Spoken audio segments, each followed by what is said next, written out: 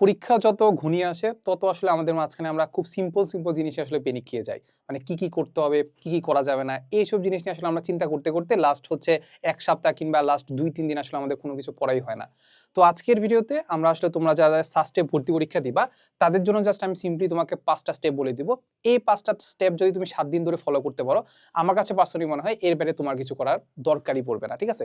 ইনশাআল্লাহ এটা যদি করতে পারো লাস্ট মোমেন্টে তোমার জাস্ট আসলে নতুন কিছু পড়ার নাই। যেটা করতে হবে সেটা হচ্ছে লাস্ট ৭ দিনে তোমাকে পড়াটাকে গোছাইতে হবে। সো সিম্পলি এই ৫ টা স্টেপ ফলো করবা, তোমার জন্য তোমার সাস্টের যে প্রিপারেশনটা সেটা একদম গোছানো হয়ে যাবে। ঠিক আছে? তো চলো আমরা বলে দেই যে আসলে প্রথমে কি করতে হবে। সো প্রথমে যে ব্যাপারটা আছে সেটা হচ্ছে ভিডিওর ডেসক্রিপশনে আর কমেন্ট বক্সে তোমাকে একটা আমরা ফাইনাল সাজেশন দিছি। ফাইনাল সাজেশনটা হচ্ছে আমাদের এইটা। ঠিক আছে? Final suggestion. এটাতে আমাদের আসলে ফিজিক্স আছে, কেমিস্ট্রি আছে, ম্যাথ আছে আর বায়োলজি আছে। ইংলিশটা আমি দেই নাই কারণ ইংলিশের ক্ষেত্রে আসলে তেমন কোনো সাজেশন হয় না। তো যেটা বললাম যে আমাদের কমেন্টের ডেসক্রিপশনে যে লিংক দেওয়া আছে সেখান থেকে তুমি যে ফাইনাল সাজেশনের যে পিডিএফটা সেটা আসলে ডাউনলোড করে ফেলবা। ঠিক আছে? ডাউনলোড করার পরে তুমি যেটা করবা সেটা হচ্ছে এটাকে একটু প্রিন্ট আউট করে নিবা। পাশের আশেপাশে যে দোকান আছে এটা থেকে একটু প্রিন্ট আউট করে নিবা, কারণ লাস্ট মোমেন্টে যদি আসলে কাইন্ড অফ মোবাইলের দিকে অ্যাট্রাকশনটা চলে যায় তখন আলটিমেটলি আসলে দেখা যাবে যে মানে ডিস্ট্রাকশনের কারণে আসলে পড়াশোনা হবে না। সো যেটা করবা আমি যেরকম ভাবে এরকম প্রিন্ট আউট করছি না এরকম ভাবে প্রিন্ট আউট করে নিবা। আচ্ছা, এরপরে তুমি কি করবা সেটা হচ্ছে ৭ দিনের জন্য একটা রুটিন তৈরি করতে হবে। ৭ দিনের জন্য যে রুটিন তৈরি করবা ওই রুটিনের মাঝখানে তোমার ২ রকম হইতে পারে। একরকম হইতে পারে যে এখানে তো আমরা জানি যে শর্ট সিলেবাসের কাহিনী আছে আর এটা হচ্ছে শর্ট সিলেবাসের বাইরের কাহিনী আছে, কারণ এখানে ফুল সিলেবাসের পরীক্ষা হবে। একরকম ওয়ে হইতে পারে যে তোমার যে ৭ দিন আছে না, এই ৭ দিনের মাঝখানে তুমি কি করলা, প্রথমের সাপোজ হচ্ছে ৫ দিন, ৫ দিনের মাঝখানে রুটিন করলা। এই ৫ ডেজ এর মধ্যে তুমি শর্ট সিলেবাসের যত যা কিছু আছে না সবকিছু শেষ করে ফেলবা। শর্ট সিলেবাসের যা কিছু শেষ করে ফেলবা। এখন আমি আসলে প্রথম ৫ দিন কেন শর্ট সিলেবাসের কথা বললাম, কারণ আলটিমেটলি দেখা যাবে তুমি ৫ দিন টার্গেট করছো শর্ট সিলেবাসের জন্য, করতে দেখা যাবে ৫ দিনের মাঝখানে তোমার শর্ট সিলেবাস শেষ হয় নাই। তো আলটিমেটলি তখন কি হবে, দেখা যাবে যে ৬ দিন বা ৭ম দিনে গিয়েও তুমি শর্ট সিলেবাস শেষ করতে পারতেছো না, বা শর্ট সিলেবাস ষষ্ঠ বা ৭ম দিনে গিয়ে তুমি শর্ট সিলেবাস শেষ করতে পারতেছো। কারণ আমি এখানে আগেই তোমাকে সব গাইডলাইন ভিডিওতে বলছি যে এখানে আসলে মেজরিটি মানুষ আসলে শর্ট সিলেবাসের পার্টটুকুতেই যেহেতু পড়াশোনা করছে, ওইটাই আসলে ডিসাইড করবে যে তুমি আসলে একটা সিট কনফার্ম করতে পারবা কি পারবা না। ফুল সিলেবাসের যে পার্টটুকু আছে ওইটা তোমাকে কাইন্ড অফ হচ্ছে তোমার র্যাঙ্ক কত হবে সেটা ডিসাইড করবে। সো তুমি ফুল সিলেবাসটা মানে কমপ্লিট করার চেয়ে তোমার টার্গেট থাকবে হচ্ছে তুমি শর্ট সিলেবাসের পার্টটুকু তুমি আগে ভালো করে পারো কিনা। এরপরে যদি টাইম থাকে আমরা যে টার্গেট নিলাম ৫ দিনের মাত্র শর্ট সিলেবাস কমপ্লিট করব, এরপর যদি টাইম থাকে বাকি ২ দিন যে আছে ওই বাকি ২ দিন আমরা আসলে out of short syllabus complete করব। ডান। আচ্ছা, এরপরে এই রুটিনটা তোমরা ফলো করতে পারো, কিংবা তোমার কাছে যদি মনে হয় যে তুমি শর্ট সিলেবাসের পার্টটুকু খুব একটা পারো না, তাহলে আমার কাছে মনে হয় যে পার্সোনালি প্রথম যে মেথডটা আছে এটা ফলো করা উচিত। এরপরে যদি তোমার মনে হয় যে না তুমি শর্ট সিলেবাসের পার্ট তুমি আমাদের কোর্সে ভর্তি হও কিংবা না হও, তুমি মোটামুটি শর্ট সিলেবাসের পার্টটুকু মোটামুটি হলেও পারো, বা কি ধরনের কোশ্চেন আসে মোটামুটি তুমি জানো, তুমি যেটা করবা সেটা হচ্ছে প্রতিদিন এই যে আমাদের যে শর্ট সিলেবাসের পার্টটুকু আছে ওইটাকে ৭ দিনে ডিস্ট্রিবিউট করে দিবা। তাহলে শর্ট সিলেবাসের পার্টটুকু আমরা কি করলাম, 7 ডেজে ভাগ করে দিলাম। ঠিক আছে? প্রতিদিন ধরো ফিজিক্স আছে, কেমিস্ট্রি আছে, ম্যাথ আছে, বায়োলজি আছে, ওইটাকে মোটামুটি সাপোজ হচ্ছে ২টা বা ৩টা করে চ্যাপ্টার, সাপোজ ফিজিক্সের তো আমরা ৪টা ৫টা চ্যাপ্টার পড়ে ফেলতে পারবো, আর কেমিস্ট্রির ক্ষেত্রে সাপোজ হচ্ছে ২টা করে চ্যাপ্টার করতে পারবো প্রতিদিন। এরকম হিসাব করে মোটামুটি তুমি কি করবা, ৭ দিন এটাকে শর্ট সিলেবাসের পাঠ্যপুস্তকে ডিস্ট্রিবিউট করে দিবা। এরপরে প্রতিদিন ১ থেকে ২ ঘন্টা রাখবা আউট অফ শর্ট সিলেবাস পাঠটুকু পড়ার জন্য। ঠিক আছে?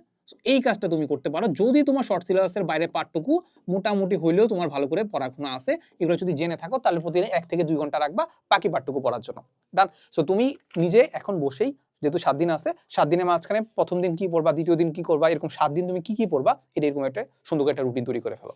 এরপরে তুমি যেটা করবা সেটা হচ্ছে, এখন তো যেটা বললাম যে এখন আসলে আমাদের খুব বেশি আসলে মানে নতুন কিছু পড়ার সময় নাই, কিংবা আসলে সবকিছু পড়ারও সময় নাই। এখন আমাদেরকে যেটা করতে হবে সেটা হচ্ছে আমাদের টপিক বেসড পড়াশোনা করতে হবে। তো সাপোজ আমাদের যে সাজেশন যেটা আছে, নরমালি এটা আমরা আসলে পেইড ব্যাচে প্রোভাইড করে থাকি, এবার আমি সবার জন্য প্রোভাইড করে ফেলছি, প্রোভাইড করে দিছি আর কি গিফট আকারে বলতে কি মানে লাস্ট মোমেন্টে আসলে মানে তোমরা তো অসহায়িত কাইন্ড অফ বলা যায়, কারণ তোমরা ফুল সিলেবাস তো পড়ো নাই। তো যেটা করবা সাপোজ আমি যে কোনো একটা আমাদের পছন্দের সাবজেক্ট চ্যাপ্টার, সেটা হচ্ছে সাপোজ হচ্ছে এই যে ভেক্টর।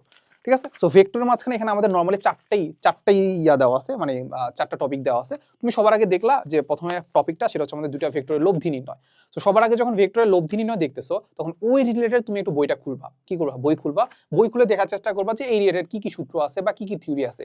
আই গেস এগুলো এখন আসলে খুব একটা বলার কিছু নাই, তুমি জানো যে ভেক্টর লব্ধির ক্ষেত্রে একটা সূত্র আছে আর কোন নির্ণয়ের ক্ষেত্রে করার ক্ষেত্রে আরেকটা সূত্র আছে। এরপরে তুমি কি করবা, যে সাস্টের যে তোমার যে কোশ্চেন ব্যাংকটা আছে, তুমি যদি আমাদের কিউএন অ্যানালাইসিসের যদি সাস্টের কোশ্চেন ব্যাংকটা থাকে তাহলে সেটা ভালো, কারণ আসলে সেটার মধ্যে একদম টপিক ওয়াইজ ভাগ করে দেওয়া আছে। বাট তুমি যদি অন্য কোনো প্রকাশনের বই কিনে থাকো কিংবা যদি নাই কিনে থাকো, তাহলে যেটা প্যারা হবে সেখানে আসলে টপিক ওয়াইজ ভাগ করা নাই। কারণ আমি জানি না তুমি আসলে কিভাবে করবা, বাট তোমাকে করতে হবে সেটা হচ্ছে আমাদের এই টপিকের আন্ডারে, দুটা ভেক্টর লব্ধি নির্ণয়ের যে আন্ডারে যে ধরনের ম্যাথ আছে সবগুলো তুমি দেখে ফেলবা। কি করবা? দেখে ফেলবা। এরপর যদি মনে হয় যে না কোনটা তোমার করা উচিত, তাহলে তুমি এটা করে ফেলবা, হাতে কলমে একটু করে ফেলবা, হাতে কলমে একটু ক্যালকুলেশন করে ফেলবা। এই হচ্ছে একটা কথা। আর সাপোজ এবার আমি যদি গেলাম যে শর্ট সিলেবাসের বাইরের চাপটা, সাপোজ হচ্ছে আমরা চিন্তা করলাম যে গতিবিদ্যা তুমি কখনোই পড়ো নাই, তাহলে সাপোজ হচ্ছে আছে হচ্ছে কৌণিক বিষয় সংক্রান্ত ম্যাথ। সো কৌণিক বিষয় সংক্রান্ত ম্যাথ যেটা আছে ওটাতে তুমি কি করবা? ওটাতে জাস্ট সিম্পলি তুমি আসলে বইটা খুলবা, বইটা আসলে যে থিওরি আছে ওটা একটু পড়ছো, পড়ার পরে ওটার জন্য তুমি সাস্টের যে কোশ্চেন ব্যাংকটা আছে কোশ্চেন ব্যাংকটা ধরে কৌণিক বিষয় সংক্রান্ত যত ম্যাথ আছে ওগুলো সবগুলো করে ফেলবা। যদি মনে হয় যে আমি পারতেছি না বা থিওরি বুঝতেছি না, মুখস্থ করে ফেলো, কিছু করার নাই, লাস্ট মোমেন্ট আসলে আমাদের এটাই করতে হবে। সো এই একটা কথা। আর যারা মানে এখন তো আসলে নতুন বই কেনার আসলে সুযোগ নাই, আর আমার বই কেনার আসলে বলার কোনো ইচ্ছা নাই, কারণ আসলে কখন ডেলিভারি দিবে, কখন আসলে তুমি বইটা পাবা। সো তুমি একটা পার্সনে আমার কথা যে যারা আমাদের কোর্সে আছে তাদের জন্য কিন্তু আমরা প্রতিটা ক্লাসে কিন্তু আমরা টপিক ওয়াইজ ভাগ করে দিছি। শর্ট সিলেবাসের বাইরে পার্টটুকু কিন্তু আলটিমেটলি আমরা আলাদা করে পড়াইছি, আলাদা করে একদম থিওরিটাকে একদম ভালো করে বুঝাই পড়াইছি। সো তুমি চাইলে আসলে কোর্সের ডেমো ক্লাসগুলো দেখতে পারো, ডেমো ক্লাস দেখে যদি তোমার মনে হয় যে উপকৃত হইতে পারো, তাহলে তুমি আসলে এনরোল করতে পারো। আর যারা আমাদের কোর্সের মানুষজন যারা দেখতেছো তারা তো দেখতেই পারতেছো, যে কোনো একটা টপিক দেখতেছো কৌণিক বিষয় সংক্রান্ত, ওইটা রিলেটেডই তুমি ক্লাসের মধ্যেই দেখবা যে কৌণিক বিষয় সংক্রান্ত ম্যাথগুলো তোমাকে খুব সুন্দর করে তোমাকে করাই দিছে। সো এটা তুমি জাস্ট ভিডিওটা দেখবা, দরকার হলে 2x দিয়ে দেখো, 2x দিয়ে দেখে ভিডিওটা শেষ করে ফেলো। এরপরে নিজের কাছে যদি মনে হয় যে না এই ম্যাথটা ভাই বলে দিছি ইম্পর্টেন্ট, তাহলে এটা নিজের হাতে কলমে করবা। যদি মনে হয় যে না ভাই বলে নাই, তারপর আমার কাছে মনে হচ্ছে কঠিন, এটা আমি পারবো না, তাহলে আমি নিজে হাতে কলমে করে ফেলবো। সো এইটা করলে মোটামুটি আসলে তোমার একটা টপিক বেস পড়াশোনা হচ্ছে। এরপরে তোমাকে যেটা করতে হবে সেটা হচ্ছে আমাদের ট্র্যাকে থাকা, যেটা বললাম যে লাস্ট মোমেন্টে আমরা প্যানিক করে এটাই যে আসলে আমার পড়া হচ্ছে কি হচ্ছে না। খুব সিম্পল কথা, তোমার কাছে একটা প্রিন্ট আউট আছে, তোমার আসলে এটা কাইন্ড অফ এটা আমলনামা। তুমি এখানে জাস্ট সিম্পলি চিন্তা করো গতিবিদ্যার মধ্যে প্রথম যে টপিকটা আছে এটা শেষ করে ফেলছো, ত্বরণ, বেগ এবং দূরত্ব নির্ণয় দাগাই ফেলছো। এরপর তুমি দুইটা গতি একই সাথে উড্ডয়নকাল এটা দাগাই ফেলছো, প্রাসের ম্যাথ এটা দাগাই ফেলছো, গ্রাফ সংক্রান্ত ম্যাথ এটা দাগাই ফেলছো, কৌণিক বিষয় সংক্রান্ত ম্যাথ এটা তুমি দাগাই ফেলছো। সো যখন তুমি এরকম দাগাইতে দেখবা যে তোমার প্রতিদিন পড়ার দরকার ছিল আসলে 3টা চ্যাপ্টার, তুমি পড়ছো দেখা যাচ্ছে 2টা চ্যাপ্টার কিংবা একটা চ্যাপ্টার, তখন তুমি বুঝতে পারবা যে না আসলে তুমি ট্র্যাকে নাই। সো যখন দেখতে পারবা যে একটা জিনিসকে কাইন্ড অফ হচ্ছে তুমি যখন মানে বলা যায় যে হাতের কাছে যখন দেখতে পাবে যে না আমি একটা জিনিসের সবকিছু ঠিক দেওয়া আছে, তখন তুমি বুঝতে পারবা যে না আসলে আমার আসলে মোটামুটি সবকিছু পড়াশোনা হচ্ছে, তখন তোমার নিজের মধ্যে দেখবে একটা কনফিডেন্স বিল্ড আপ হচ্ছে। সো এই জন্য আমি তোমাকে বলি যে আসলে মানে কাইন্ড অফ এটা ডাউনলোড করে রাখো না, এটা একটু প্রিন্ট আউট করো, এটা কি করো একটু প্রিন্ট আউট করো আর কি। সো এক কথা হচ্ছে ট্র্যাকে থাকার একটা বড় রিজন কি বলতো, তোমার কনফিডেন্সটা বুস্ট আপ করবে, আর তুমি যে আসলেই পড়াশোনা করতেছো এটা তুমি নিজে বুঝতে পারবা। ঠিক আছে, এরপর সবার লাস্টে সেটা হচ্ছে আমাদের এক্সাম দেওয়া। সো এক্সাম দেওয়ার মাঝখানে আমি তোমাকে এখন বলবো যে অফলাইনে কোনো ধরনের এক্সাম দেওয়ার দরকার নেই।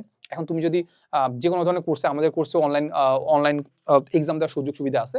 সো অনলাইন এক্সাম দিবা, এক্সাম দিয়ে তুমি আসলে জাস্ট একটু যাচাই করবা যে আসলে প্র্যাকটিসের মধ্যে থাকা। অবশ্যই কি করা, এক্সামের মাঝখানে প্র্যাকটিসের মধ্যে থাকা, যা পড়ছো ওগুলা কিন্তু আসলে তুমি ইমপ্লিমেন্ট করতে পারতেছো কিনা, পরীক্ষার হলে আসলে অ্যাপ্লিকেশনটা পাচ্তেছো কিনা এটা দেখা।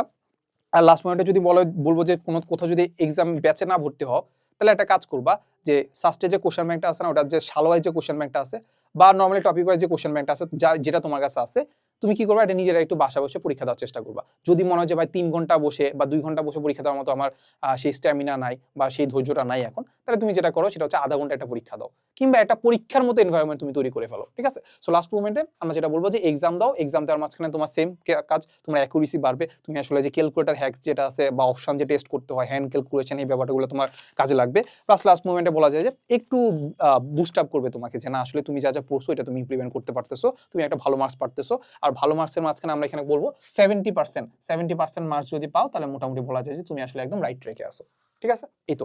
সো আজকে ভিডিওটা মেনলি আসলে আমাদের এই সাস্ট ফাইনাল সাজেশন নিয়ে। সো এইটা আসলে আমরা কোথা থেকে করছি, খুব সিম্পল কথা, সাস্টের যে বিগত বছরের যে কোশ্চেনগুলো আছে প্লাস আমাদের যে ক্লাসগুলো আছে ওই ক্লাসগুলো থেকে এটা আসলে করা, যে এখান থেকে আসলে আমরা কোন কোন টপিকগুলো পড়াইছি, কোন কোন টপিক আমরা ইম্পর্টেন্ট বলছি, কোন কোন টপিকগুলো আসলে সাস্টে আসলেই বিগত বছরে আসছে, ওই রিলেটেড সবকিছু আমাদের এখানে দেওয়া আছে।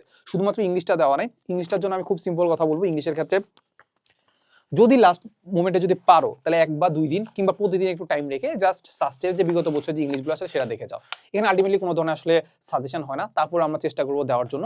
আর একটু কমেন্টে জানাবা যে সাস্ট রিলেটেড আর কি লাগবে, কি যদি মানে যা বলবো আমরা তাদের প্রোভাইড করার চেষ্টা করবো আর কি। ঠিক আছে, এই তো। সো দেখা হবে নেক্সট কোনো ভিডিওতে। আসসালামু আলাইকুম সবাইকে।